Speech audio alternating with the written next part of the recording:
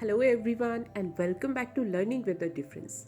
Today's news headlines are: Defense Chief General Vipin Rawat, wife among 13 killed in chopper crash. Mi-17 V5 helicopter with General Rawat on board had met with an accident near Kunur, Tamil Nadu. Defense Minister Rajnath Singh to brief Parliament on chopper crash. Condolences pour in from around the world over General Vipin Rawat's death.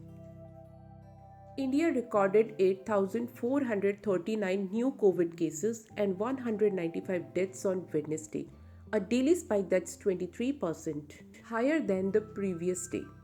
India sustained reduction in malaria cases burden, WHO. Now some international news. Google to give all staff worldwide one-time bonus of $1,600 this year. Australia Deputy Prime Minister tests positive for COVID on US visit.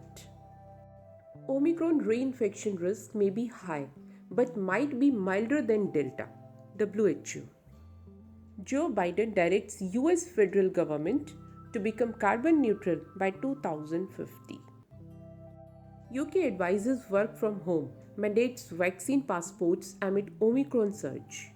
And now some sports news. South Africa a reach 196 for 1, lead India by 188 runs in second innings of unofficial test. Rohit Sharma was appointed India's ODI and T20I captain on Wednesday.